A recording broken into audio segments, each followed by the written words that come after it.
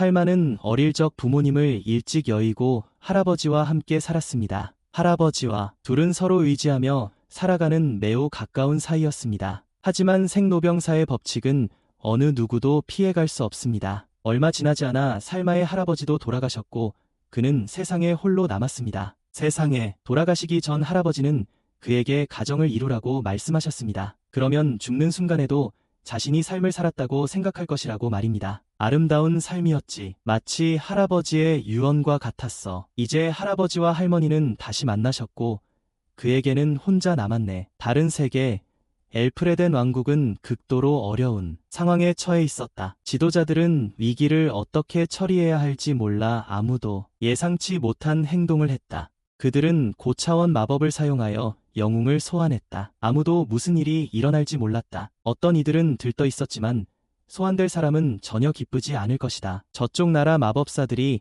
영웅 소환 의식을 거행했다. 성 안에서 빗줄기가 솟구쳐 어둠 속으로 곧장 뻗어올랐다. 그것은 온 지역을 뒤흔들 정도의 엄청난 힘을 발산했다. 그때 살마는 공무원 시험을 앞두고 도서관에서 공부하고 있었다. 공무원 시험. 평소처럼 책을 정리하던 중 갑자기 이상한 일이 일어났습니다. 살마의 발밑에 갑자기 마법진이 나타나 다른 세계로 빨려 들어갔고 엘프레덴의 마법사들이 그를 영웅으로 삼기 위해 자신들의 세계로 소환한 것이었습니다. 영웅으로 그는 하늘에서 자유낙하했습니다. 다행히도 마법사들이 의식을 치른 장소에 무사히 착륙했습니다. 마법사들조차 눈을 의심했습니다. 마법사들은 주인공처럼 당황했습니다.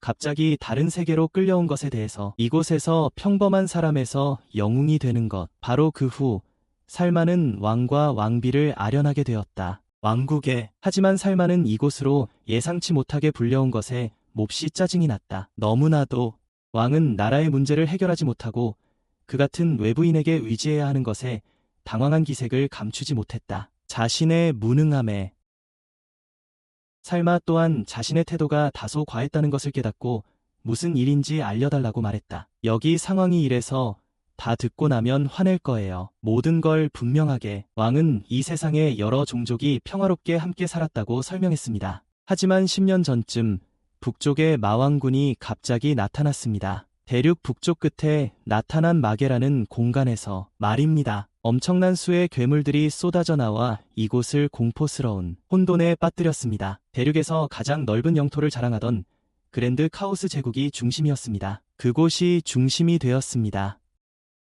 각국은 이러한 어려움에 맞서기 위해 동맹을 맺기로 했습니다. 하지만 상황은 그리 녹록지 않았습니다. 이 괴물들은 매우 정교하고 쉽게 물리칠 수 없었습니다. 이곳 영토의 3분의 1을 점령하여 각국에 큰 고통을 안겨주었고 마왕군은 북방 국가들을 괴멸시키고 그곳을 영토로 삼았습니다. 그리고 그곳을 점령했습니다. 서쪽의 대혼돈 제국이 마왕군의 확장에 맞서 여러 나라들을 이끌었지만 엘프레덴 왕국은 다른 나라들과 함께 싸우기를 거부했습니다. 그래서 대혼돈 제국은 이 전쟁이 모든 인류를 보호하기 위한 전쟁이기에 엘프레덴의 재정적 지원을 요구했습니다. 하지만 엘프레덴은 현재 재정 위기에 처해 지원금을 줄 여력이 없었고 다른 세계에서 영웅을 소환하여 이 어려움을 극복하기로 결정했습니다. 주인공은 자신이 모르는 사람들의 빚을 갚기 위해 담보로 제공될 거라는 말을 듣고 매우 화가 났습니다. 딸을 팔아 빚을 갚는 것과 다를 바 없었습니다. 빚을 갚기 위해서 말입니다. 그는 제국에 넘어간 자신의 미래에 대해 물었지만 아무도 대답해 줄 수 없었습니다. 살마는 영웅을 어떻게 정의하는지 몰라 매우 당황했습니다. 누군가 일어서서 영웅이란 시대의 변혁을 이끄는 사람이라고 말했습니다. 말입니다. 이 정의에 대한 자료가 거의 없어서 매우 모호하고 확인하기 어려웠습니다. 이제 그의 미래는 이야기하기 매우 어려운 것이 되었습니다. 구세계에서의 그의 계획에 따르면 그는 지방관리가 된 후 여유로운 생활을 즐길 것입니다. 어쩌다 불운하게도 그는 사람들이 가난한 이 척박한 곳에 떨어졌습니다. 가난한 곳에 말이죠. 잠시 후 미래의 공무원의 두뇌를 사용하여 그는 의견을 내놓았습니다. 나라에 아주 좋은 전략을 제시했습니다. 살마는 엘프레덴이 더 강해져서 제국에 의존하지 않아야 한다고 말했습니다. 그는 부강한 나라, 강한 군대라는 전략을 사용해야 한다고 제안했습니다. 그것은 저항할 수 있을 만큼 힘을 축적하는 것이었습니다. 아무도 그 전략이 실행될 수 있다고 믿지 않았습니다. 매우 거시적인 이야기였고 살마는 영웅이라는 타이틀로 그들을 돕겠다고 자원했습니다. 고했습니다. 곧바로 왕과 신하들은 나라의 모든 책을 살마에게 보여주었습니다. 살마가 보도록 그리고 사흘이 넘는 회의 끝에 왕은 갑자기 퇴위하고 그에게 왕위를 물려주었습니다. 새로 왕이 된 그는 밤을 새워 피곤한 기색이 역력했고 눈 밑에는 다크서클이 드리워져 있었으며 마치 굶주린 듯 수척해 보였습니다. 심지어 자신의 외동딸인 리시아 공주까지 그에게 시집 보냈습니다. 살마가 왕이 되었다는 소식은 순식간에 온 나라에 퍼져나갔습니다. 왕국의 영토와 엘프레덴군을 지휘하는 3명의 마르키아들도 그 소식을 듣고 극도로 놀랐습니다. 그 전에는 그런 모습을 본 적이 없었기에 모두들 충격을 받았습니다. 멀리서 일하고 있던 리시아 공주는 부모님이 살마에게 빼앗길까봐 급히 말을 타고 수도로 돌아왔습니다. 하지만 놀랍게도 나라를 구할 영웅을 찾자마자 전 국왕과 왕비는 세상 일은 아랑곳하지 않고 서로 애정을 쏟고 있었습니다. 한편 리시아 공주는 나라가 망할까 봐 매우 불안하고 초조했습니다. 다른 사람들에게 맡기는 대신 왕은 살마가 재능이 있다고 생각했기에 퇴위했습니다. 그녀는 나라를 위해 받아들일 수 있었지만 야코는 받아들일 수 없었습니다. 그 직후 리시아 공주는 살마가 어떤 사람인지 직접 확인하기 위해 그를 만나러 갔습니다. 어떤 사람인지 보기 위해서였습니다. 가는 길에 리시아는 살마가 아마 쓸모없는 사람일 거라고 생각했습니다. 하지만 들어가자마자 그녀는 그가 산더미 같은 서류 작업에 고군분투하는 것을 보았습니다. 눈 밑에 다크서클이 가득한 채로 그는 리시아에게 읽을 줄 아는지 물었다. 그녀가 제대로 교육받았고 덧셈, 뺄셈, 곱셈, 나눗셈을 완벽하게 할 줄 안다는 것을 증명한 후 살마는 그녀에게 자신의 조수가 되어 달라고 부탁했다. 자신이 명문가의 공주인데 그런 일을 해야 하냐며 난리를 치는 동안 그녀는 투덜거렸다. 살마는 그녀를 새로운 노동력으로 생각했지만 그녀는 자신이 이 왕국의 전 공주라고 엄숙하게 선언했다. 이 나라의 전 공주라고. 게다가 그녀는 카미 공작의 군대 소속이기도 했습니다. 리시아는 지역 순찰 근무를 시작하려던 참이었지만 서둘러 집으로 돌아가야 했습니다. 집으로. 그리고 살마는 갑작스럽게 왕위에 오른 후 자신도 매우 놀랐다고 말했습니다. 왕. 결혼에 관해서는 살마는 리시아가 그를 마음에 들어 하지 않으면 야콘을 자유롭게 파기할 수 있도록 허락할 것이라고 했습니다. 살마는 왕국의 보석 일부를 팔아 재건 자금을 마련했습니다. 나라입니다. 왕국 백성들이 굶주리고 있었기에 그런 것들은 아무 쓸모가 없었습니다. 이 세상에서는 사람들이 종종 몇몇 종류의 몬스터들을 이동수단으로 이용합니다. 교통수단으로요. 그리고 이 세상에는 과학기술이 없지만 마법은 엄청나게 발달했습니다. 살마는 이 세계에 오는 영웅들은 모두 어떤 종류의 마법을 지니고 있다는 것을 알게 되었습니다. 그리고 살마는 엘프레덴의 마법사들에게 자신의 마법을 검사받으러 갔습니다. 바로 그 후 살마의 방에 도착하자마자 리시아는 모두가 바쁘게 일하는 것을 보았습니다. 그리고 살마는 리시아에게 자신이 가진 마법이란 꼭두각시를 조종하는 능력이라고 알려주었습니다. 자신의 의식을 물체에 백업하는 힘입니다. 그래서 그 능력을 이용하면 여러 문서를 동시에 기록하기 위해 펜을 조종할 수 있었습니다. 화려하진 않지만 쓸모는 있습니다. 그다지 화려하진 않지만 쓸만합니다. 이 마법 덕분에 그는 여러 가지 일을 동시에 원활하게 처리할 수 있었습니다. 여기 사람들은 어떤 자금원이 무단으로 사용되고 예산보다 지출이 늘어나는지 확인하고 있습니다. 그리고 공무원들이 공금을 횡령한 사실이 드러나면 적절히 조치할 것입니다. 적절하게. 그러자 자랑스러운 공주도 살마를 도왔습니다. 살마는 현재 부패한 공무원들을 체포하기 위한 정책들을 시행하고 있습니다. 그리고 그들의 모든 부정자산은 국가를 위해 압수될 것입니다. 개발. 살마의 서류 작업을 도와준 하루 후 리시아는 소파에서 자신도 모르게 잠이 들었다. 그래서 살마는 잠깐 그의 약혼자를 엿볼 기회를 가졌다. 하지만 리시아는 갑자기 깨어났고 그가 바로 옆에 서 있는 것을 보고 매우 당황했다. 그의 바로 옆에 살마의 눈을 보니 그가 전날 밤 장부, 서류 작업, 그리고 수많은 다른 업무들과 함께 멋진 밤을 보냈다는 것이 분명했다. 장부, 서류 작업, 그리고 수백 가지의 다른 업무들과 함께 살마는 리시아에게 자기가 보여주고 싶은 것이 있다고 말했습니다. 그러고 나서 두 사람은 새벽이 밝아오는 동안 말을 탔습니다. 말을 타고 가는 동안 두 사람은 많은 이야기를 나누었습니다. 리시아는 살마에게 저쪽 세계에 가족이나 연인이 있었는지 물었습니다. 하지만 살마는 저쪽 세계에는 자신만 남았다고 말하며 부인했습니다. 살마는 공주를 국가 예산을 너무 많이 소모하는 먹을 수 없는 들판으로 데려갔습니다. 그것은 목화밭이었습니다. 그래서 살마는 리시아가 앞으로 나라의 방향과 개발 방법들을 이해할 수 있도록 진지하게 분석했습니다. 그리고 발전 방향을 설명했습니다. 만약 살마가 없다면 리시아가 그의 자리를 이어 나라의 발전을 이끌어갈 것입니다. 살마 같은 왕이 병사들과 함께 식당에 내려와 아침을 먹는 모습에 리시아는 어리둥절했습니다. 병사들과 함께 말이죠. 그리고 살마는 돈을 낭비하지 않고 사치스러운 식사를 피하기 위해 여기 내려와서 먹었습니다. 두 친구가 이야기를 나누고 있을 때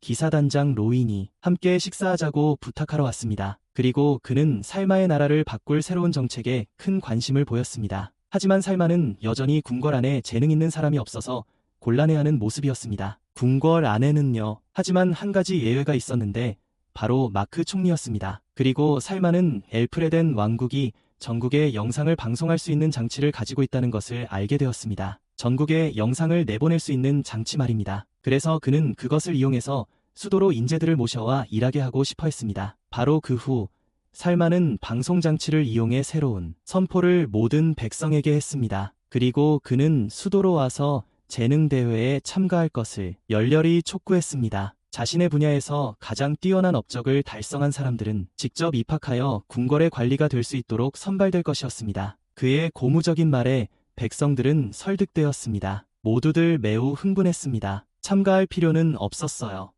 누군가를 소개하기만 해도 돈을 벌 수 있었으니까요. 돈을요. 방송이 끝나자 살마는 자신이 원하는 것을 이룬 것 같았습니다. 그는 승리의 미소를 지었습니다. 리시아는 살마가 엘프레덴을 되살린 후 자신의 세계로 돌아갈까 걱정했습니다. 그래서 그를 이 세계에 붙잡아 두려고 살마와 결혼하기로 결심했습니다. 재능대회 결선 진출자들이 살마를 만나기 위해 궁으로 불려왔습니다. 그리고 이 행사는 왕국 전역의 모든 백성들에게 생중계되었습니다. 볼만해요. 살마를 만났을 때 참가자들은 그에게 무릎을 꿇었지만 암흑 엘프 아이샤라는 여전사는 외유였습니다. 암흑 엘프 부족의 관습에 따르면 그들은 오직 자신의 주인에게만 무릎을 꿇습니다. 그리고 이 왕국에 있는 모든 암흑 엘프 부족 사람들은 수호자의 숲이라고 불리는 곳에 살고 있습니다. 수호자의 숲이라고 합니다. 마크 총리는 아이샤가 이 왕국에서 가장 강한 전사라고 알렸습니다. 엘프레덴에. 하지만 아이샤는 상금을 받고 싶어 하지 않았고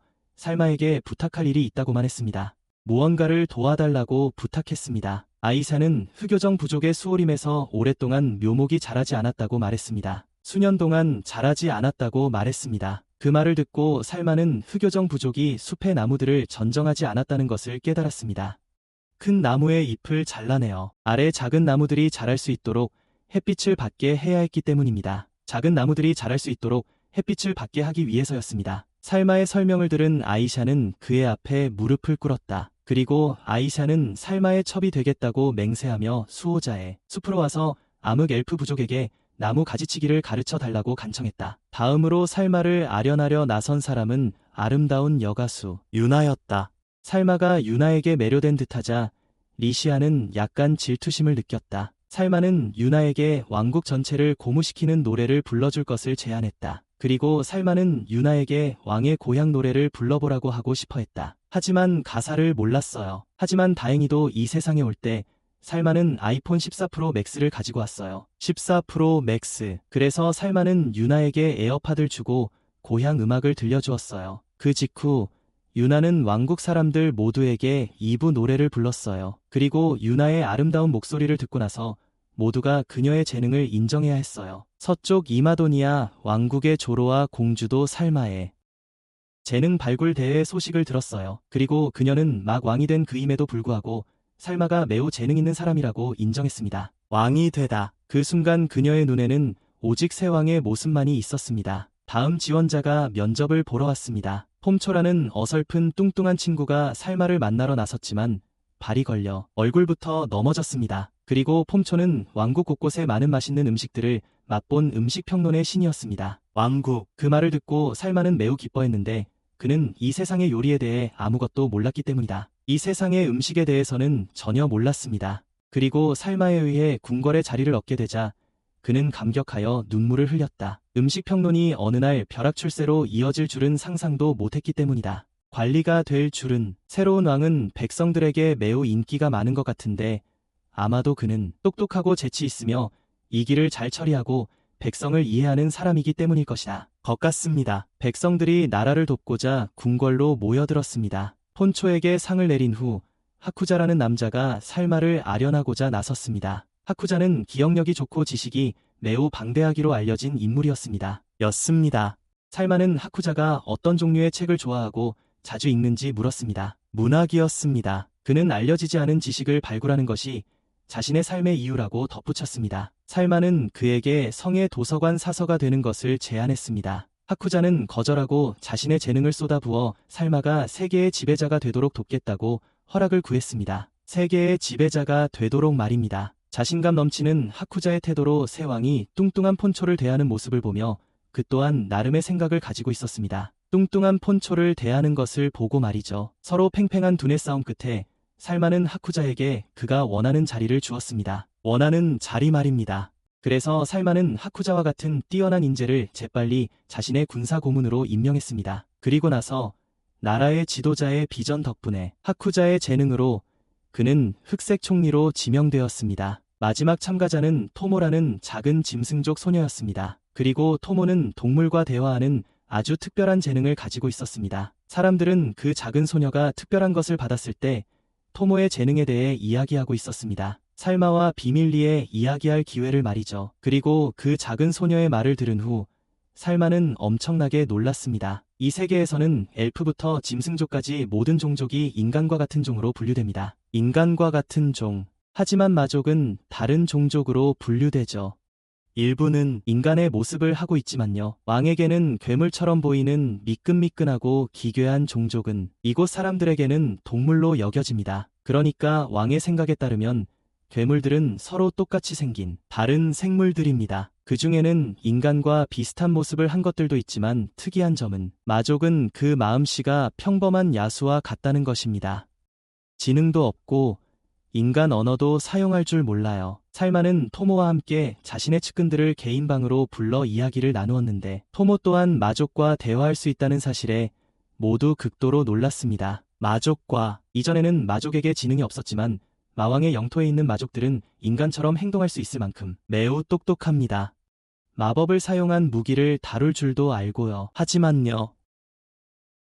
그럼에도 불구하고 여전히 인간과는 완전히 다른 언어를 사용합니다. 토모는 숲에 들어가는 동안 악마 부족 구성원과 소통하는 능력을 사용했습니다. 숲속으로 들어가면서 말이죠. 그 악마는 토모의 부대가 그 소녀의 위치에 도착하기 전에 토모의 목숨을 구해주기까지 했습니다. 곳에 토모의 이야기를 들은 살마는 악마 부족과 완전히 소통할 수 있다고 생각했습니다. 그리고 그는 악마 부족과 평화 협상까지 할 수 있다고 믿었습니다. 악마 부족과 말이죠. 하지만 살마는 여전히 다른 나라들이 토모의 특별한 능력에 대해 아는 것을 원치 않았습니다. 그녀의 능력을 이용해 악마 부족과 동맹을 맺으려는 일부 국가들을 우려했기 때문입니다. 악마 부족과 동맹을 맺으려는 것을 두려워했습니다. 로인과 다른 사람들도 살마의 결정에 빨리 동의했고 특히 서쪽 아미도니아 왕국은 엘프레덴을 계속해서 자극했습니다. 엘프레덴을 살마는 토모와 그녀의 가족을 보호하기 위해 궁궐에 살도록 허락했습니다. 소녀를 보호하기 위해서였습니다. 그래서 리시아는 항상 원했던 것을 얻게 되어 매우 행복했습니다. 여동생. 하지만 토모는 그 소녀에게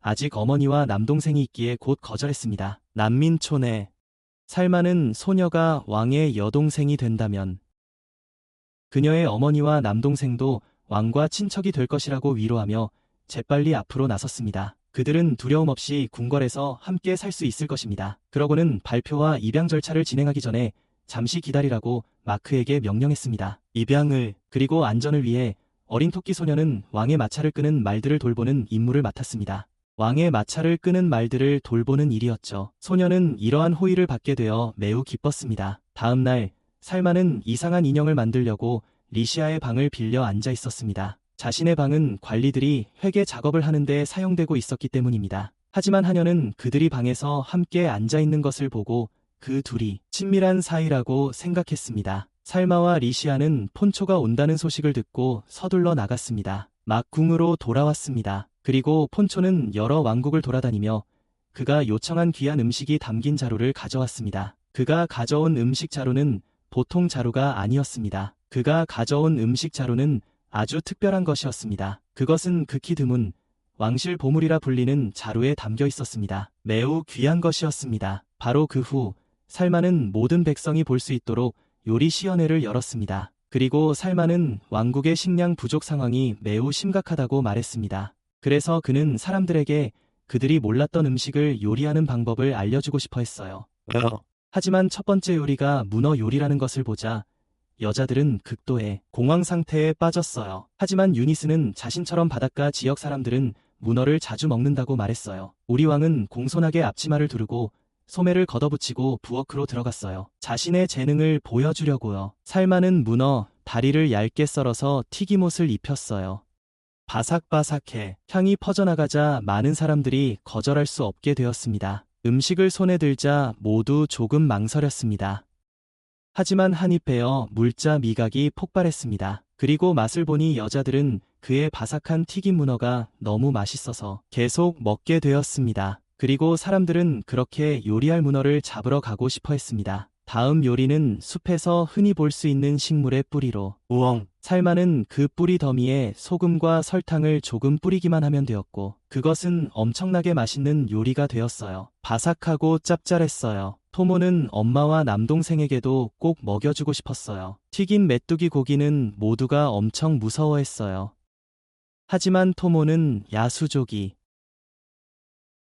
자주 먹는 음식이라 맛있게 튀긴 메뚜기를 먹을 수 있었어요. 살마는 이 요리가 간장으로 조금 재워졌다는 것을 알고 매우 놀랐습니다. 튀기기 전에 그리고 하나 먹어본 후 살마는 감격해서 눈물을 참을 수 없었습니다. 지구에서처럼 간장 맛을 본 지 오래되어서 폰초가 젤란의 시체를 가져오자 모두들 몹시 놀랐습니다. 왜냐하면 표면을 조금만 베어도 점액종은 흔적 없이 즉시 물로 녹아 없어지기 때문입니다. 하지만 폰초는 막대기를 사용하여 젤란의 핵심 부분을 손상시키지 않고 부쉈습니다. 겉면 퐁초는 슬라임의 몸을 얇게 편 다음 가늘게 썰어서 가닥가닥 만들어 물에 넣고 면 삶듯이 끓였는데 슬라임면 요리가 좀 징그럽게 느껴졌다. 슬라임면 요리가 좀 징그러워 보였다. 모두 살마가 먼저 먹어보라고 했고 살마도 망설였지만 본보기로 삼키려고 했었다. 모두를 위해 본보기로 한 입 삼켰다. 하지만 한 입 먹자마자 살마는 그 요리가 엄청나게 맛있다고 극찬했다. 살마는 음식을 아주 정통적이고 매력적으로 묘사해서 다른 사람들도 먹고 싶게 만들었어요. 음식은 미끄럽고 쫄깃했어요. 깨물었을 때 입안에서 부서지는 독특한 느낌이 있었어요. 그리고 그가 너무 맛있게 먹는 모습을 보니 여자아이들도 재빨리 테이블에 앉아서 먹어보았어요. 모두 사람들 앞에서 젤란 국수 한 솥을 맛있게 싹 비웠어요. 다들 보는 앞에서요. 하지만 방송 시간이 제한되어 살마는 요리쇼를 여기서 끝낼 수밖에 없었습니다. 최근 요리쇼 덕분에 식량 부족 상황이 일시적으로 해결되었고 마크는 살마에게 고향으로 돌아가 수상직을 하쿠사에게 넘기도록 부탁했습니다. 하지만 왕국은 인력이 부족했기에 살마는 그에게 궁궐에서 작은 직책을 맡고 남아있을 것을 제안했습니다. 바로 그 후 살마는 마당을 거닐다가 우연히 아이샤와 리시아가 함께 연습하는 것을 보았습니다. 그리고 리시아가 함께 훈련하는 것을 보았습니다. 그들은 천지를 뒤흔드는 격렬한 싸움을 벌였고 살마는 매우 놀랐습니다. 하지만 그는 이성이 무너질까 봐 서둘러 그들을 말려야 했습니다. 무너질까 봐요. 나라는 이미 부족한 상황이었고 이런 식으로 싸우는 것은 상당히 손해가 컸습니다. 두 사람은 왕의 싸움을 중단하라는 명령을 받을 때까지 누가 더 강한지 알 수 없었습니다. 중단하라는 명령을 받을 때까지요. 오늘 살마는 휴일이었기에 리시아를 초대하여 함께 마을을 산책했습니다. 그리고 아이샤도 그들을 보호하러 같이 가라고 그가 제안했었다. 그들은 세 사람 모두 군사학교 학생으로 변장을 해서 다른 사람들에게 알아채이지 않으려 했다. 하지만 살마는 그 학생복이 아이샤의 섹시한 몸매에 잘 어울리지 않는다고 느꼈고 그리고 살마는 두 여자아이에게 그를 부르는 방식을 바꾸라고 평소처럼 부르지 말라고 말했다. 바로 그 후 걷던 중 아이샤는 갑자기 엄청 배가 고팠다. 그래서 살마는 모두 유나의 카페에 가서 먹을 것을 찾자고 제안했다. 그냥 만남이었고 유나는 그들이 변장하고 은밀한 여행을 하고 있다는 것을 금방 알아챘습니다. 유나는 폰초가 개발한 젤렌 국수 요리가 현재 손님들에게 매우 인기가 많다고 말했습니다. 하지만 아름다운 여자를 향해 항상 흠뻑 빠진 눈빛으로 바라보는 살마를 보며 리시아와 아이샤는 극도의 불편함을 느꼈습니다. 처음 아이샤를 만났을 때 모두들 그녀가 매우 강한 엘프 전사라고 생각했습니다. 하지만 지금 그녀는 그저 서투르고 음식을 좋아하는 소녀일 뿐임을 드러냈습니다. 이후 대화에서 살마는 이 세상 남자들은 여러 명의 아내를 가질 수 있으며 큰 아내라는 명목하에 리시아는 살마에게 7명의 아내를 더 취할 수 있도록 허락했습니다. 그래서 아이샤와 유나는 그의 후궁이 되는 것을 계획하기 시작했습니다. 엘프레덴 왕국은 10만 명이 넘는 군대를 보유하고 있지만 왕은 군대의 절반만 지휘하고 나머지 절반은 3대 마르키아, 특히 카미 공작의 보병대의 지휘를 받습니다. 하지만 3대 마르키아는 살마가 왕이 되는 것을 반대하는 것 같습니다. 그래서 살마와 3대 마르키아 사이의 전쟁이 머지않아 일어날 수도 있습니다. 가까운 미래에 모두들 이야기하고 있던 중 갑자기 옆에서 다투고 있는 한 커플을 보았습니다. 하루라는 이름의 병사가 살마와 대적하기 위해 카미 공작을 지지하려 했기 때문입니다. 그래서 왕립군에서 일하는 그의 친구 키드가 그를 말리려 했습니다. 하루는 전쟁이 자신이 승진할 수 있는 최고의 기회라고 생각하며 기뻐했습니다. 하지만 키드는 다른 나라들이 이 내전을 이용해 엘프레덴을 침략할까봐 두려워했습니다. 엘프레덴을 살마는 하쿠자의 조언, 연방 국가들과의 관계에 대한 것을 떠올렸다. 그리고 이 지역에는 엘프레덴에게 우호적인 국가가 없었다. 특히 서쪽의 에메도니아 왕국은 언제든 엘프레덴을 침략할 기회를 노리고 있었다. 엘프레덴을 남동쪽으로는 북쪽의 동부연합, 서쪽의 에메도니아 공국, 남서쪽의 토기스 공화국과 접경하고 있었다. 서쪽의 에메도니아 공국, 남서쪽의 토기스 공화국과 더욱 위험한 것은 바다 건너 남동쪽에 위치한 아홉머리 용군도 연합이 있었다. 바다 건너 남동쪽에 에메도니아 공국의 서쪽에는 용병 국가가 있습니다. 더욱 안타깝게도 왕국의 우호적인 국가의 수는 거의 제로에 가깝습니다. 거의 없습니다. 중립국은 4곳, 적국은 1곳입니다. 살마는 자신의 나라가 고립된 상황에 처해 있어 매우 걱정했습니다. 하지만 살마는 현재 새 마르키아와의 내전 위기에 직면해 있으며 하루는 살마에게 몰수당한 재산을 가진 귀족들을 보호하기 위해 카미를 지원했습니다. 살마에게 몰수당한 귀족들의 재산을 보호하기 위해서였습니다. 하지만 키드는 그 귀족들이 모두 부패했기에 모든 재산을 몰수당했다고 밝혔습니다. 몰수당했습니다. 두 사람이 말다툼을 벌이고 있을 때 살마가 그들 앞에 나타났습니다. 그리고 살마를 보자마자 키드는 그가 엘프레덴의 왕이라는 것을 알아보고 충격을 받았습니다. 엘프레덴의 왕이었습니다. 하지만 하루는 여전히 그가 왕인 것을 알아채지 못했기에 살마에게 무례한 태도를 보였습니다. 왕인 것을 알아채지 못했습니다. 그래서 아이샤는 하루에게 화가 나서 자기 앞에 누가 앉아있는지 알려주겠다고 위협했습니다. 살마가 엘프레덴의 왕이라는 걸 알고 하루는 너무 무서워서 바지를 지렸습니다.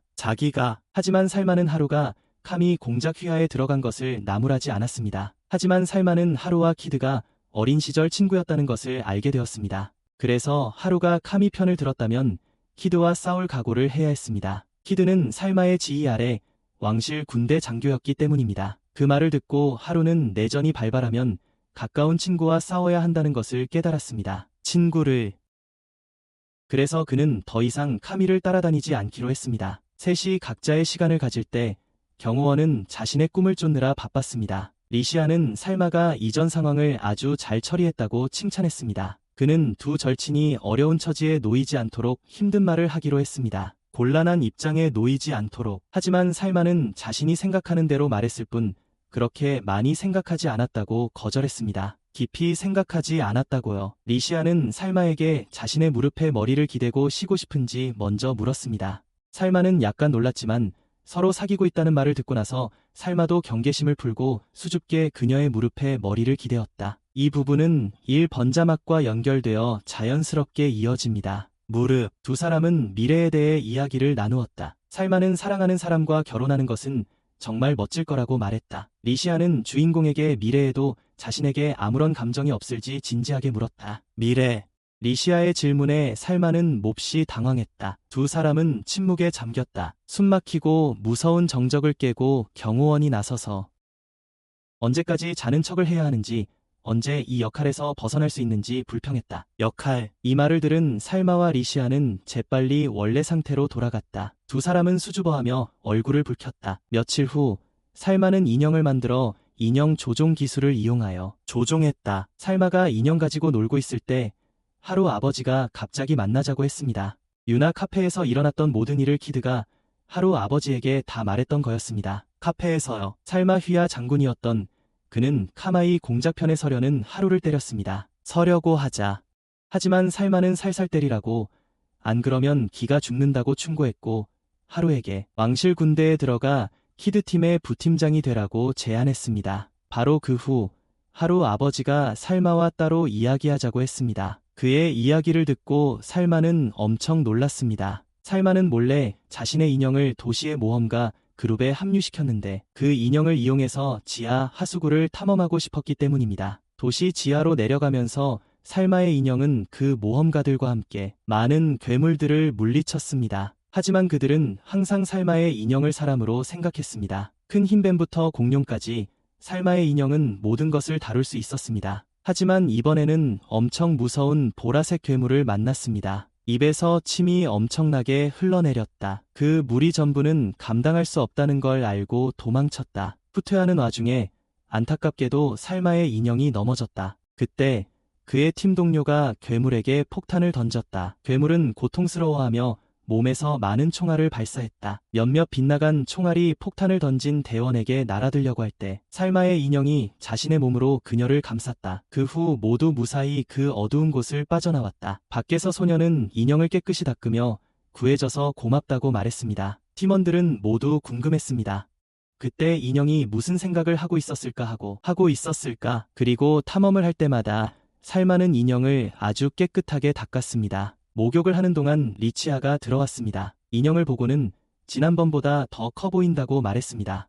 그렇지 않나요? 살마는 크기에 대해서는 아무 말도 하지 않았습니다. 그는 이 인형을 지하 터널로 보내 지하에 무엇이 있는지 확인했다고 말했습니다. 그 구절들이 어떨지. 다음날 그는 리치아와 주정부 관리들을 불러 그들의 밤낮 없는 근면한 작업에 감사를 표했습니다. 살마는 그들이 자신의 보물이며 베네타노바 도시 건설에 충분한 자본이 있다고 말했습니다. 그리고 말했습니다. 살마는 리치아에게 남쪽의 해안 도시를 건설할 계획이라고 알렸습니다. 그리고 이 도시는 엘프레덴에서 물건을 사고 팔고 수출하는 중심지가 될 것입니다. 그리고 말했습니다. 베이 지역에 항구 건설을 계획했습니다. 새로운 도시를 건설하면 육로와 수로를 통해 물자 수송이 편리해집니다.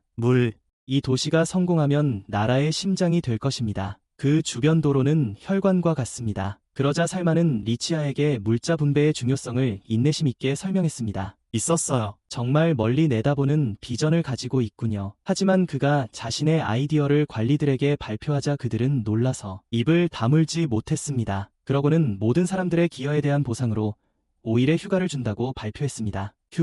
그는 그들에게 메달을 수여하려고 했지만 그것은 자신과 국가의 긴축 정책에 위배되었습니다. 긴축 정책에 말이죠. 그래서 휴가로 보상하고 지하실에서 와인을 가져갈 수 있는 권한을 주기로 했습니다.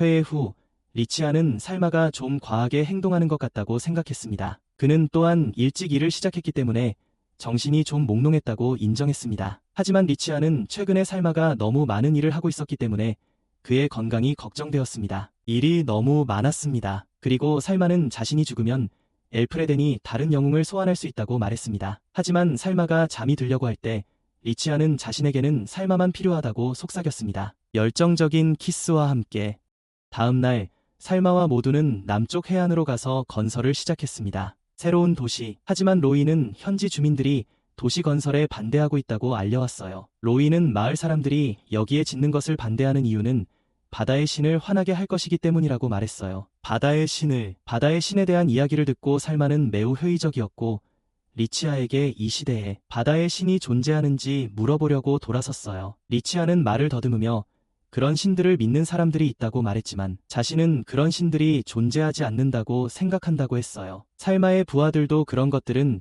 단지 미신이라고 생각했습니다. 살마는 마을의 늙은 지도자를 찾아가 주민들이 반대하는 이유를 물었습니다. 처음 만났을 때 노인은 여전히 거만하고 오만한 태도를 보였습니다. 하지만 자신 앞에 있는 사람이 왕국 국왕이라는 것을 듣자 노인은 탄성을 질렀습니다.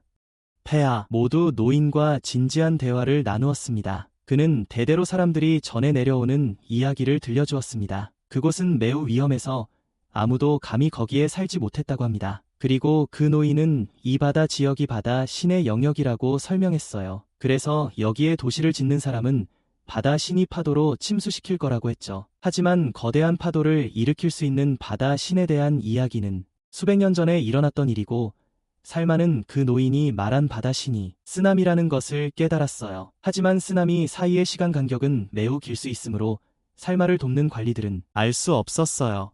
하지만 그렇다고 해서 살마가 포기한 건 아니었어요. 그는 여전히 나라의 심장을 건설하려는 계획을 계속할 것입니다. 하지만 조금 다를 것입니다. 만약 그들이 예전 위치의 도시를 계속 건설한다면 아마도 언젠가 쓰나미에 잠길 것입니다. 그래서 살마는 도시 건설 현장을 남쪽으로 조금 더 옮겼습니다. 그는 여전히 자신의 도시가 쓰나미를 견딜 수 있기를 바랐습니다. 살마는 마을 어른들의 경험에 따른 쓰나미 징후들을 언급했습니다. 어른들의, 즉 쓰나미가 일어나려고 할 때는 지면이 심하게 흔들릴 거예요. 그 현상을 지진이라고 합니다. 바다 밑 지진은 단층 운동으로 해저가 상승하고 하강하는 것입니다. 살마는 계속 설명했습니다. 참석자들은 놀랐지만 마오는 입을 다물지 못했습니다. 나중에 살마는 너무 많이 말했다는 것을 깨닫고 설명을 중단했습니다. 결국 그는 쓰나미가 발생했을 때 현지인들은 고지대에 대피하세요. 이 소식을 베이 지역 주민들에게 알려야 합니다. 이쪽에서는 리시아와 경호원이 듣고만 있었고 할 말이 없었습니다. 두 사람은 살마가 나라를 위해 매우 성실하게 일하는 것을 존경했습니다. 경호원은 폐하께서 왕국을 정말 걱정하신다며 한숨을 쉬었습니다. 그러자 리시아는 경호원에게 살마를 좋아하느냐고 물었습니다. 다른 소녀는 주저하지 않고 즉시 일어서며 자신이 매우 폐하를 존경했습니다. 이 세상 사람들은 아직도 거대한 전함을 만들 기술을 가지고 있지만 배 스스로 움직일 수 있게 하는 엔진은 만들지 못해서 바다 괴물을 길들여 배를 끌게 했습니다.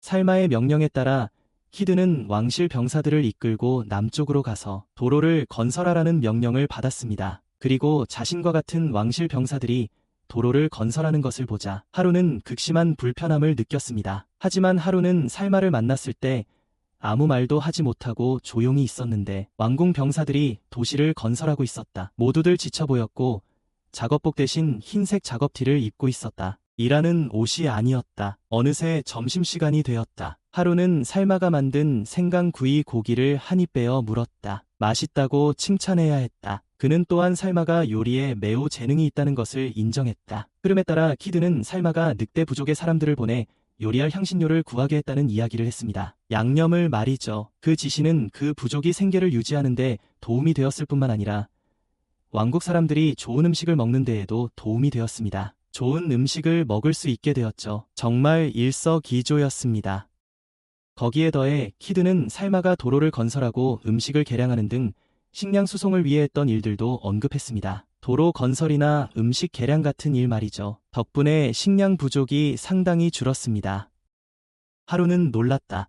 살마가 그렇게나 놀라울 정도로 먼 미래를 내다볼 줄은 예상하지 못했다. 그의 선견지명에 그러고는 점심 먹고 낮잠을 자겠다고 했다. 예상치 못한 일도 아니었지만 세왕은 모두가 식사 후 수면을 취해 생산성을 높이도록 장려했다. 식사 후 잠을 자서 생산성을 높이라고. 바로 그 후 살마와 모두는 시골길 건설 현장을 조사하러 나갔다. 농촌 도로에 살마는 하루에게 와서 재미삼아 모두와 함께 현장 조사에 참여하자고 했다. 그리고 이 새로운 길들은 짐승들의 무거운 짐을 완전히 견딜 수 있었습니다. 수레를 끄는 그는 또한 도깨비를 쫓는 나무들을 심었는데 이 나무들은 보통 괴물들과 야생동물들이 싫어하는 진동을 방출합니다. 그 나무들은 야생동물들이 해를 끼치러 오는 것을 막는 자연적인 보호막과 같았습니다. 해를 끼치러 오는 것을 막았습니다. 하지만 이것은 살마의 미묘함을 보여주었습니다. 그는 나무들을 너무 조밀하게 심지도 너무 성기게 심지도 않았습니다.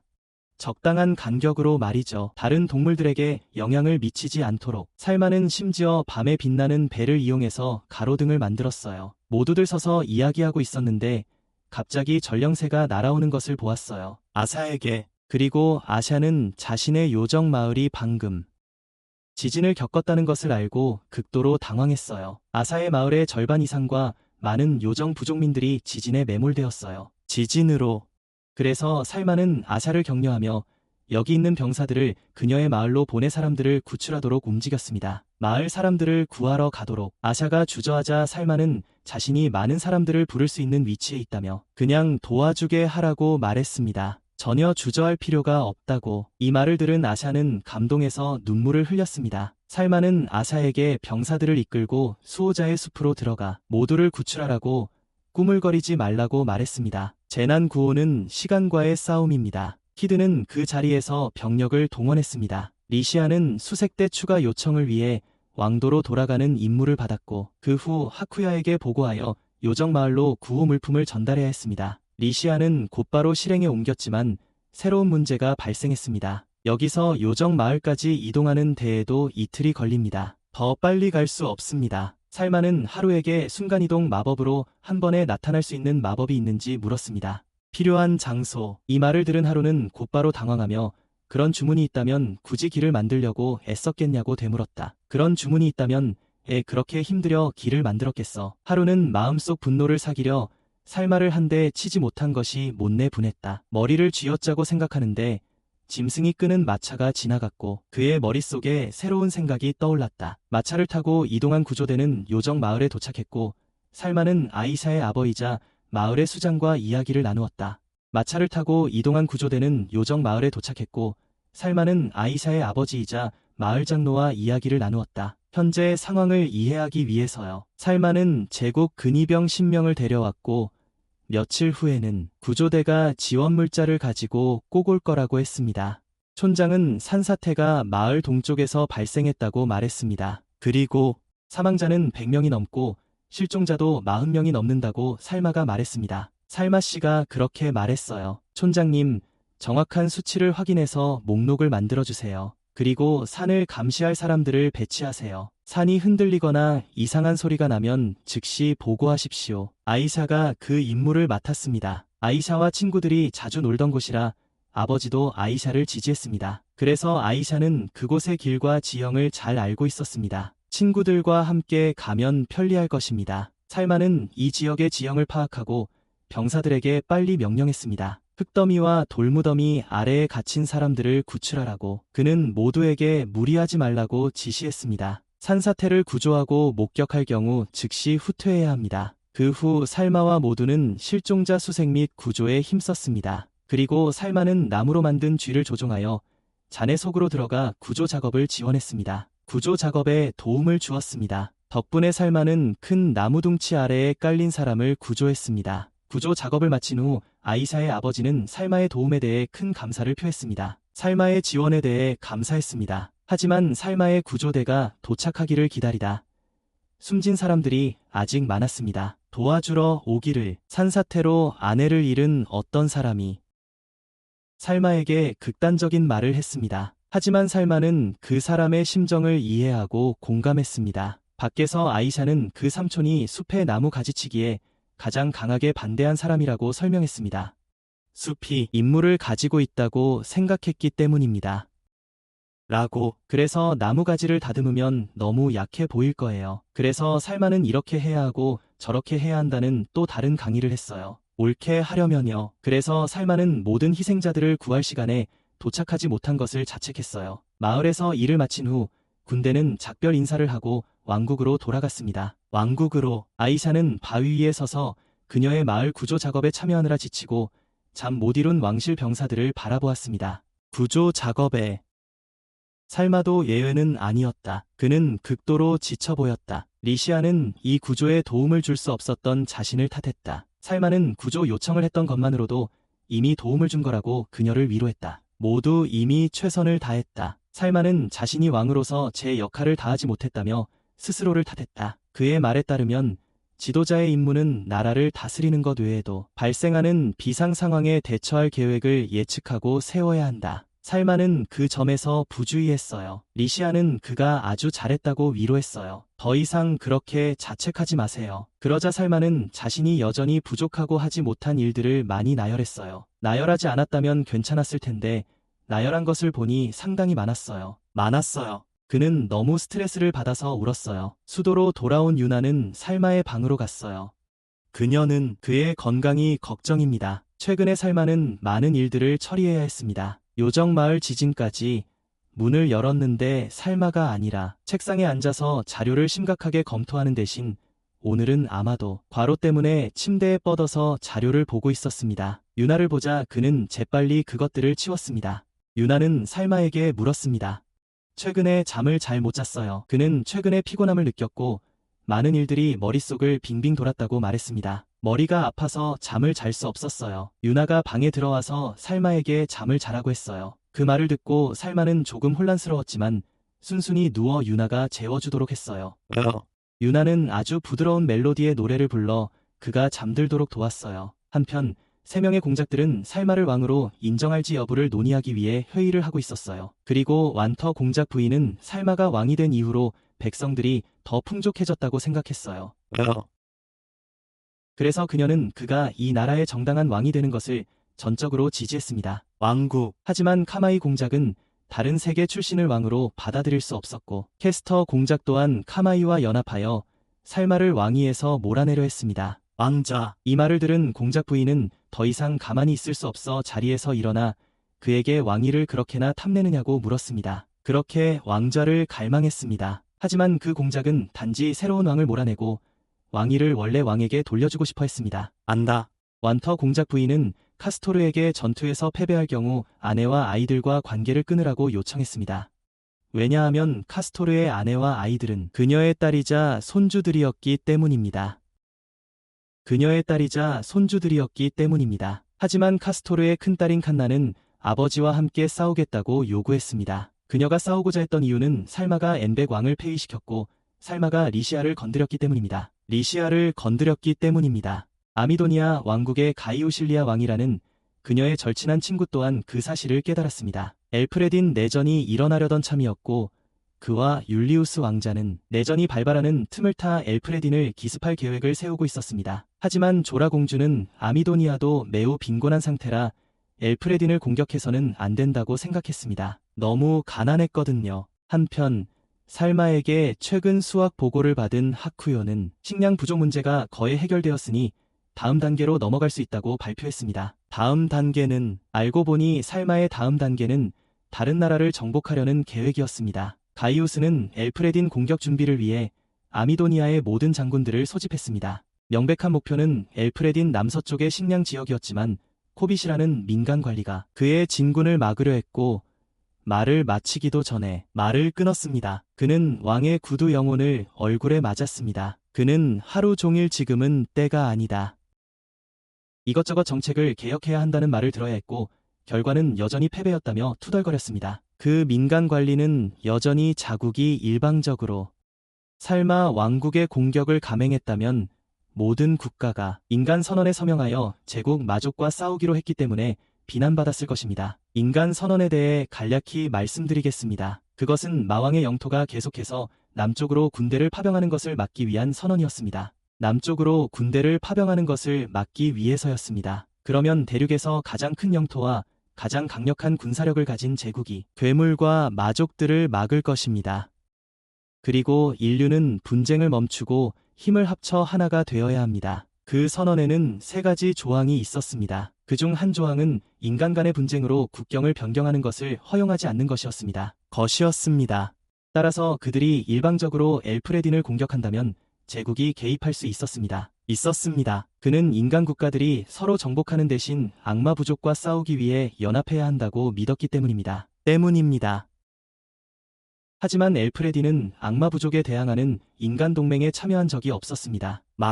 그래서 줄리어스 왕자는 엘프레딘 공격이 마족과의 싸움과는 아무런 관련이 없다고 믿었습니다. 마족과의 싸움과는 무관하다고 생각했습니다. 그리고 캐벗은 해임되었습니다. 한편 살마는 통신장치를 통해 3명의 공작과 접촉하고 있었습니다. 통신장치를 이용해서요. 살마는 대담하게 선언했습니다. 앞으로 그의 명령에 따르지 않으면 모두 반역자로 간주하겠다고. 공작 부인은 살마가 새 공작의 영토를 어떻게 할 생각인지 물었습니다. 3명의 공작 영토를 말입니다. 살마는 그들이 자신에게 복종하면 건드리지 않겠다고 말했습니다. 새 공작의 군대는 황실 근위대와 합쳐질 것입니다.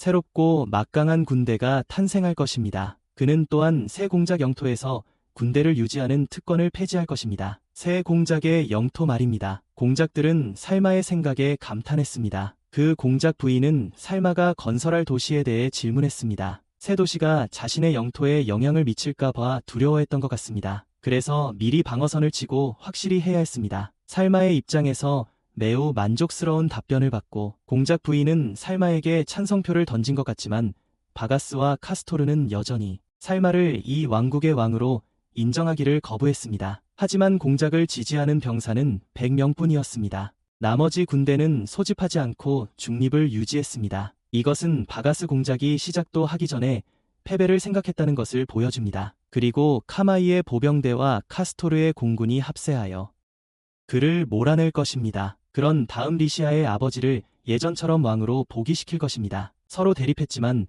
여전히 매우 인간적이었고 상대를 위해서도 생각했습니다. 바로 그 후 리시아는 살마를 지지하려는 결의를 보이기 위해 자신의 긴 머리를 잘랐습니다. 니다. 그리고 그의 주인인 카마이 공작도 그런 결의를 느꼈습니다. 카마이와 바가스가 단체 통화를 나간 후 유나는 갑자기 완터 옆에 나타났습니다. 그리고 유나가 50대가 넘은 완터 공작 부인의 손녀라는 사실이 밝혀졌습니다. 유나는 완터에게 살마가 청렴하고 정의로운 왕이라고 알렸고 그래서 그녀는 재빨리 살마를 엘프레덴의 정식 국왕으로 인정했습니다. 그리고 살마는 혼자 싸울 필요가 없습니다. 모두 항상 그의 곁에 있으며 그의 믿음직한 동맹입니다. 가이우스는 아미도니아에서 3만 명의 군대를 이끌고 엘프레덴의 영토로 진격했습니다. 우센 협곡을 통해서 말이죠. 그리고 그의 첫 번째 정보 목표는 국경 지역에 위치한 안티미라 도시였습니다. 가이우스와 싸우고 싶지 않았던 안티미라의 영주는 그에게 항복했습니다. 하지만 도시 안에는 여전히 아미도니아 군대에 저항하려는 많은 엘프레덴 사람들이 있었습니다. 그들은 두 개의 파벌, 반전파와 끝까지 저항하는 파벌로 나뉘었습니다. 그들은 두 개의 파벌, 반전파와 끝까지 저항하는 파벌을 형성했습니다. 파벌, 어느 쪽도 양보하지 않았습니다. 주님께서는 조금만 더 시간을 달라고 간청하셨지만 가이우스는 상관하지 않았습니다. 아무도 그는 언제든지 공격할 수 있다고 말했습니다. 주님은 이 말을 듣고 떨리는 머리를 조아릴 수밖에 없었습니다. 그는 조금만 더 시간을 준다면 최대한 빨리 시민들의 의견을 모을 수 있다고 말하려 했습니다. 있습니다.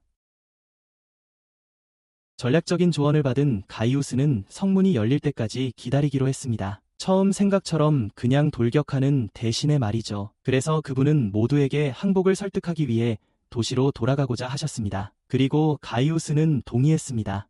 거기서 싸운다면 그의 군대는 엄청난 피해를 입을 것이기 때문입니다. 한편 살마의 군대와 카마이의 보병들은 격렬한 전투를 시작했습니다. 단 하룻밤 만에 살마는 모든 병사들에게 토속 마법을 사용하여 카마이 요새 바로 앞에 있는 요새요. 쥐꼬리 소녀의 말에 따르면 이것은 살마의 계획, 원 나이트캐슬 프로젝트였습니다. 성 프로젝트, 정말 놀라운 사람이죠.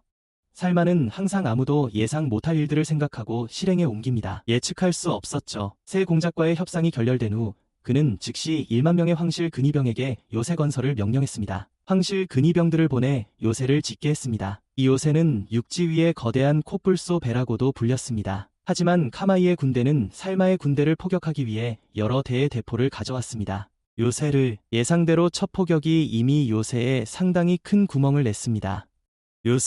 그 후 요새의 빗발치듯 연이은 포격이 이어졌습니다. 그리고 어떤 암흑 엘프 부족 전사들이 그의 편을 돕기 위해 재빨리 나타났는데 그들은 이전 지진 때 살마에게 도움을 받았기에 그에게 은혜를 갚고 싶어 했습니다. 엘프 부족의 젊은이들은 활과 엄청난 대포화를 막기 위해 화살을 쏘았다. 엘프 부족 사람들은 심지어 이것들을 쏘는 것이 독수리를 쏘는 것보다 쉽다고 말했다. 말이다. 바로 그 후 로이는 카마이의 모든 포병을 파괴하기 위해 요새에서 기병을 빼냈다. 카마이의 포병에 병사들은 폭풍처럼 쏟아져 나왔다. 순식간에 모두가 힘에 넘쳐 싸우고자 했다.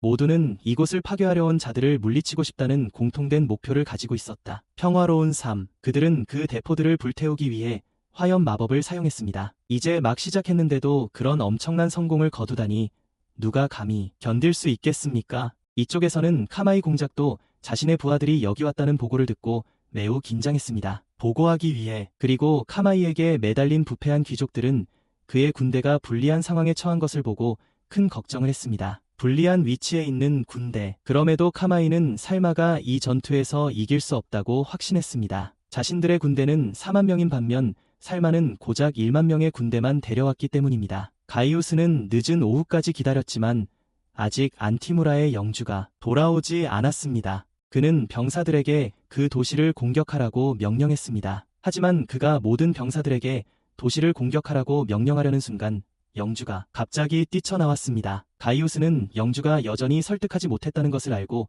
극도의 분노를 표했습니다. 모두 성문을 열고 항복하라고 명령했습니다. 이 말을 들은 가이우스는 경노했습니다. 그는 칼을 뽑아 그 영주를 즉시 참수하려 했습니다. 그는 지금 왕국에는 아직도 끝까지 저항하려는 죽음도 두려워하지 않는 세력들이 있다고 말했습니다. 그래서 그 영주는 금은 보화를 쌓아놓고 하루만 더 기다려달라고 간청했습니다. 그래서 가이우스는 다음날 정오 두 나무의 그림자가 서로 맞닿는 시간까지 최후의 기한을 주었습니다. 그렇지 않다면 그는 군대에게 도시를 공격하라고 명령했을 것이다. 알고 보니 웬더 공작 부인이 그 영주에게 가이우스를 속이는 척 시간을 벌라고 명령했던 것이다. 시간을 벌기 위해서였다. 그녀는 지금 시간이 금과 같다고 말했다. 그러니 시간과 금을 맞바꿀 수 있다면 나쁘지 않을 것이고 그들은 카마이와 캐스터를 물리친 후 살마가 증원군을 데리고 올 때까지 기다릴 것이다. 그리고 저녁 식사를 하면서 케이시와 하루는 여기서 경비를 서는 병사들에게 엄한 시간이 흘렀고 하루가 살마의 편에 서기로 했기에 케이시는 매우 행복했습니다. 그녀와 함께 싸우기로 했습니다. 한편 캐스터 공작은 여전히 살마의 군대가 자신의 요새를 공격하기를 기다리고 있었고 다시 생각해보니 살마가 정말 재능 있는 왕이라는 것을 인정해야 했습니다. 하지만 지금 항복하는 것은 너무 치욕스러운 일이었기에 계속해서 살마와 싸워야 했습니다. 카네스가 갑자기 돌아와 캐스터에게 살마의 군대가 나타났다고 보고했습니다. 그들의 요새 근처에. 하지만 그들은 모두 살마가 전함에 바퀴를 달고 괴물들에게 해안으로 끌어올리게 한 것을 보고 매우 놀랐습니다. 바로 그 후 살마는 괴물들이 그것을 해안으로 끌어올렸습니다.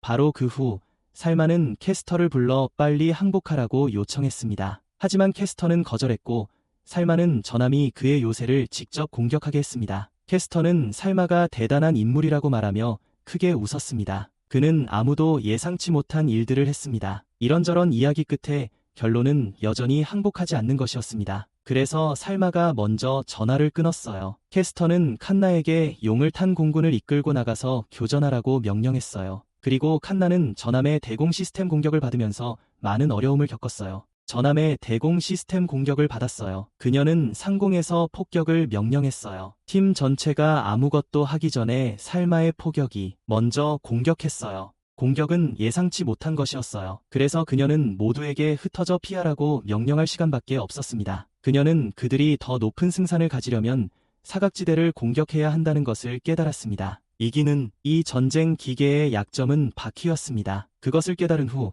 그녀는 모두에게 거기를 공격하라고 명령했습니다. 그들은 살마를 파괴하고 사로잡으려 할 것입니다. 그런 다음 그녀는 카나의 마음속 약간의 후회와 함께 모든 노력을 공격에 쏟았습니다. 마음에 리시아의 부하로서 도와야 했는데 지금처럼 서로 적이 되어서는 안 되었어요. 이렇게 서로 적이 된 채로 말이에요. 마침내 많은 노력 끝에 칸나와 공군은 성공적으로 전함의 대포들을 파괴했습니다. 하지만 전함에 탑승하자 안에는 아무도 없었습니다. 그리고 살마가 자신의 인형 조종 기술을 사용해서 전함을 조종하고 있었던 것입니다. 칸나는 자신이 살마의 함정에 빠졌다는 것을 깨달았습니다. 그는 고의로 그렇게 해서 이 부대를 유인했습니다. 그리고 그도 다른 모든 사람들과 함께 캐스터의 요새에 잠입하여 그와 함께 싸웠습니다. 그와 함께 이 순간 성에서는 살마와 캐스터 사이에 대치가 벌어지고 있었습니다. 살마와 캐스터.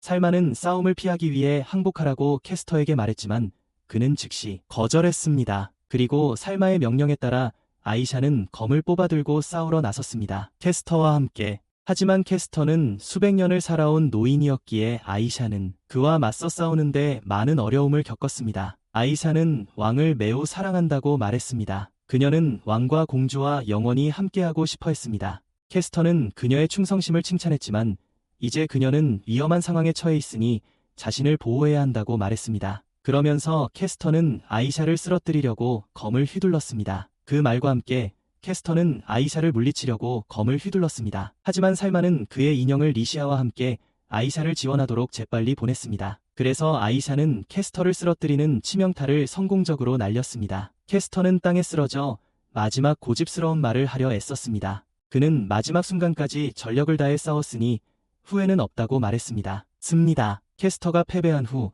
리시아는 살마가 훌륭한 왕이었다고 그에게 설명했습니다. 살마는 밖을 내다보며 하얀 연기가 자욱하게 피어오르는 것을 보았습니다. 살마는 자신의 전함이 폭발했고 공군이 돌아오고 있다는 것을 깨달았습니다. 서둘러야 했다. 그녀는 캐스터에게 감히 살마에게 거역하려 들면 목을 조일 수 있는 목걸이를 채웠다. 살마에게 저항하려 한다면 말이다. 하지만 리시아는 그러고 싶지 않은 듯 보였다. 그래도 해야만 했다. 그가 그녀와 살마를 배신했으니까. 칸나는 도착해서 아버지가 목걸이를 하고 있는 것을 보고 칼을 뽑아 살마를 공격하려 했지만 리시아에게 제지당했다.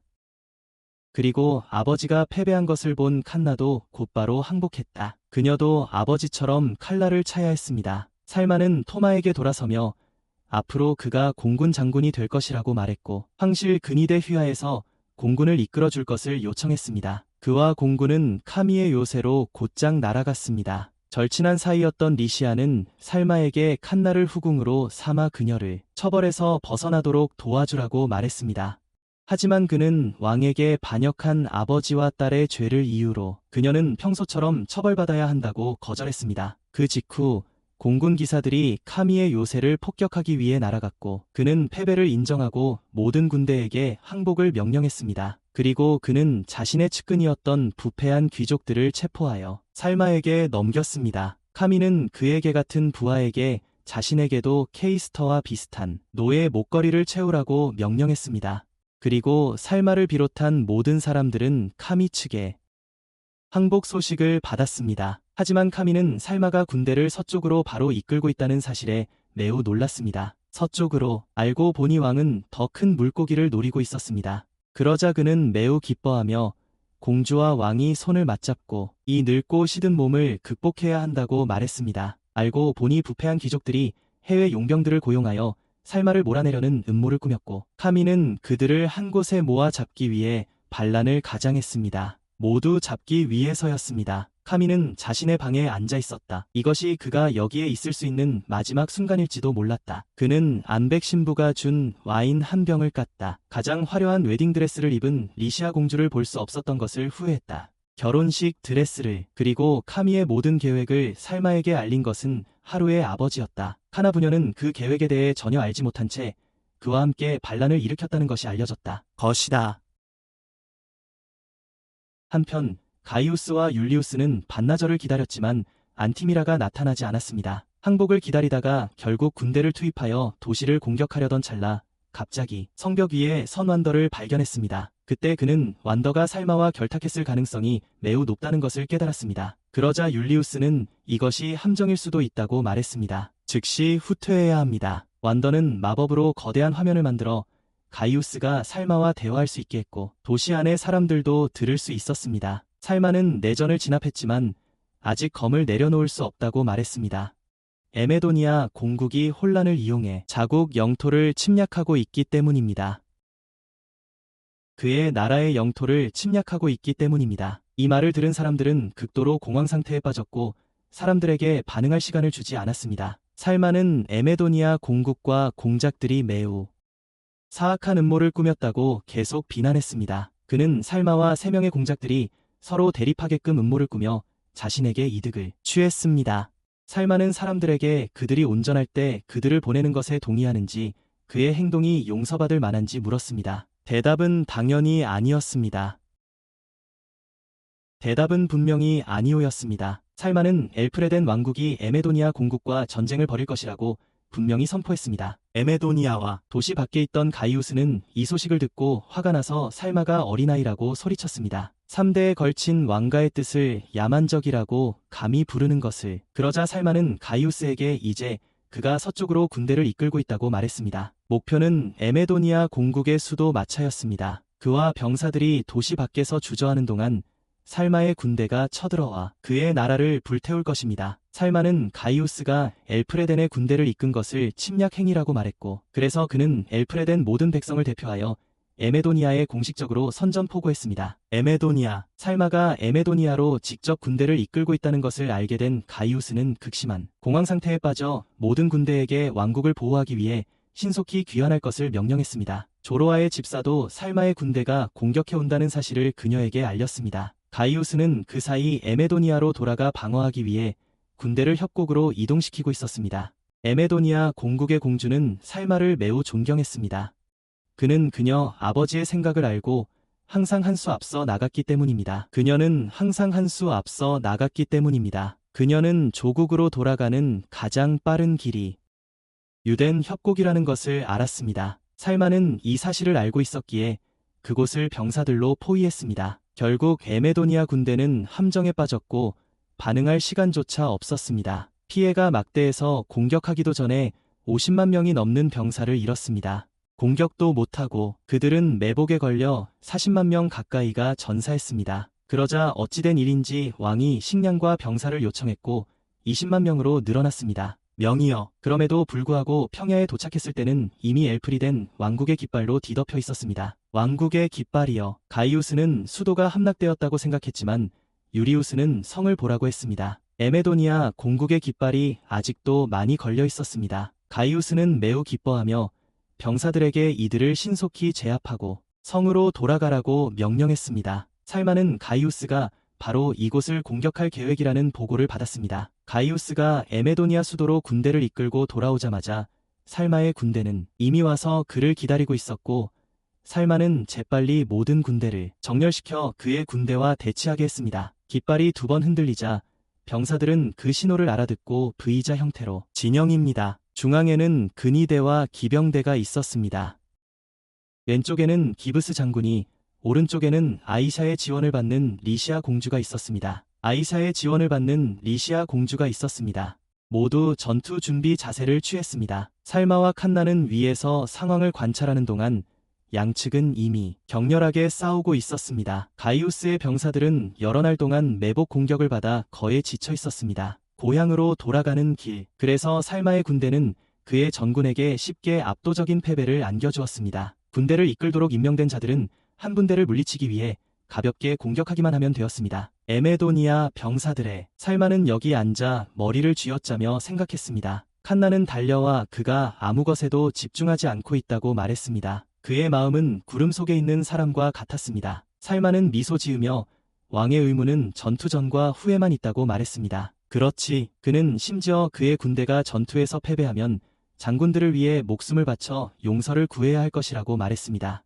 그의 목숨을 바쳐 장군들을 위해 용서를 빌어야 한다고 말이죠. 이 말을 들은 칸나는 놀라서 그가 목숨을 바쳐야 한다고 말했던 사람이 죽음을 두려워하지 않는지 물었습니다. 그는 방금 자신의 목숨을 바쳐야 한다고 말했으니까요. 그러자 살마는 그의 입을 막으며 그가 국가 시스템의 왕처럼 행동하지 않으니 사칭범일지도 모른다고 말했습니다. 그는 국가 시스템의 왕답지 않게 행동했으니까요. 그 후 살마는 자신이 겁쟁이라고 인정했습니다. 그는 전쟁 때문에 죽고 싶지 않았고 다른 사람들이 죽는 것도 보고 싶지 않았습니다. 살마는 칸나에게 이것이 그가 처음으로 지휘한 대규모 전투이며 전장에서 병사들이 희생되는 광경을 보니 다소 불편하다고 알렸습니다. 전황이 불리해지자 가이우스는 아들 율리우스에게 즉시 도망치라고 말했습니다. 아버지를 버리고 싶지 않았지만 율리우스는 가문을 이어가기 위해 도망칠 수밖에 없었습니다. 가이우스는 살마의 군대와 함께 싸워 탈출로를 열기 위해 남았습니다. 자기 아들을 탈출시키려고. 하지만 효성이 지극한 줄리우스는 적군을 막아서 아버지가 도망칠 시간을 벌어들이겠다고 했습니다. 하지만 가이우스는 단칼에 거절했습니다. 살마가 노리는 것은 아마 자신의 목숨일 것이라고 말했습니다. 그를 죽이는 것만으로 에메도니아 공국의 보수파는 붕괴될 것이라고. 줄리우스는 살마가 아버지를 죽이려고 이곳까지 온 것이라고는 생각하지 못했습니다. 가이우스는 말을 아끼며 율리우스에게 서둘러 가라고 했다. 하지만 율리우스는 아버지를 이렇게 두고 갈 수 없었다. 가이우스는 왕의 명령이라고 말했다. 자신이 없다면 나라가 어떻게 되겠는가. 마지못해 율리우스는 떠나야만 했다. 말머리를 돌려 떠나기 전 아버지께 마지막 사과를 했다. 그리고 수도를 향해 달려갔다. 그 후 가이우스 왕은 오직 하나의 목표를 향해 말을 타고 공격해 나갔다. 살마 왕의 머리. 살마는 에메도니아의 주력이 후방에서 철수했다는 소식을 받았고 가이우스 왕이 자신의 것을 되찾기 위해 전력을 다해 진격하고 있다는 것을 알았습니다. 그리고 살마의 명령을 받은 칸나는 날갯짓을 하며 그를 향해 날아갔습니다. 그와 싸우기 위해 로이는 분대를 이끌었습니다. 앞에 가이우스 왕이라는 것을 알아차리고 그는 말을 타고 창을 던져 그 자의 가슴에 꽂았습니다. 안타깝게도 그 남자는 왕의 대역 배우일 뿐이었습니다. 이쪽에서는 칸나가 가이우스와 싸우려고 달려들었습니다. 그는 자신의 목표는 살마 왕의 목만이라고 선언했습니다. 그는 바로 여기서 왕실 3대의 소원을 이루겠다고 했습니다. 칸나에 관해서는 그녀는 살마 앞에 바칠 가이우스의 목을 베겠다고 결심했습니다.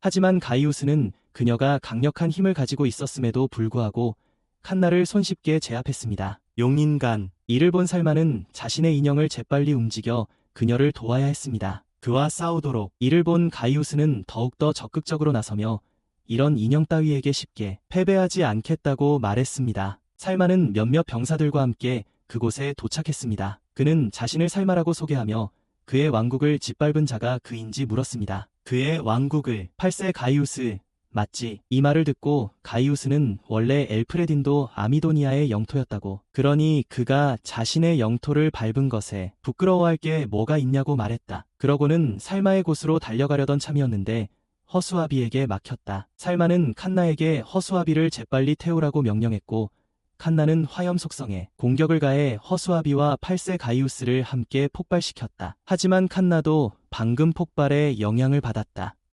그녀는 멀리 나가떨어져 바닥에 드러누워 있었다. 살마는 재빨리 달려가 그녀의 상태를 확인했다. 하지만 그가 무슨 말을 하기도 전에 만약 그가 죽으면 리시아가 매우 슬퍼할 거라고 얼굴에다 야단을 맞았다. 그러자 두 사람은 가이우스 쪽을 바라보았다. 온몸에 부상을 입었지만 가이우스는 폭발에 맞고도 여전히 일어설 수 있었다. 폭발.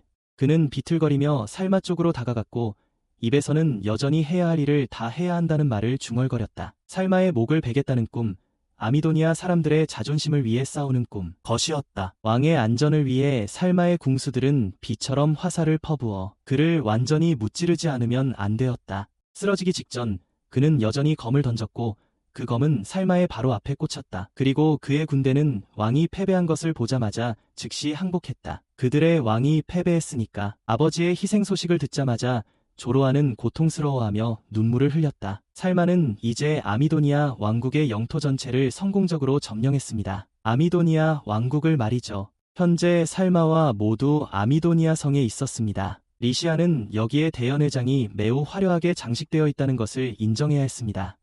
어쩌면 자기 나라보다 장식에 더 많은 돈을 썼을지도 모릅니다. 리시아는 살마에게 오랫동안 아미도니아를 정복할 의도였는지 질문했습니다. 오랫동안 말이죠. 살마의 얼굴이 굳었고 그는 리시아에게 그때부터 국경 지역에 괴물이 나타났다는 사실에 그는 의심을 품고 있었습니다. 국경 가장자리 숲에 병사들을 보내 무엇을 하려는 걸까요? 그리고 그들은 병사가 아니었어요. 불 괴물들이었죠. 다행히도 그때 살마의 인형이 숲에서 정찰 중이던 어린 소녀를 무사히 구출했어요. 그렇지 않았다면 큰일 날 뻔했죠. 살마는 그 불 괴물들의 소란이 마을 사람들을 대피시키기 위한 작전이었다고 말했습니다. 마을 사람들을 대피시키려는 거였죠. 로르위는 살마에게 줄리우스가 서쪽으로 직행하여 대제국의 도움을 청했고 아미도니아의 동맹국인 대제국은 분명 군대를 이끌고 이곳을 탈환할 것이라고 말했습니다. 살마는 이 새로운 나라에는 관리가 전혀 없어서 그렇게 하기가 어렵다며 관리들을 이쪽으로 파견해 줄 것을 요청했습니다. 아미도니아 사람들은 엘프레덴에게 점령당한 후 매우 분개하고 있었습니다. 폰초가 국고 상황을 보고했습니다. 국고와 식량은 없었지만 무기는 창고에 가득했습니다. 살마는 성안이 안정될 때까지 식량을 배급할 돈을 마련하기 위해 무기를 팔라고 지시했습니다. 성안이 안정될 때까지 말입니다. 이 말을 들은 폰초는 땀을 뻘뻘 흘리며 안전하다면 즉시 수송하겠다고 말했습니다.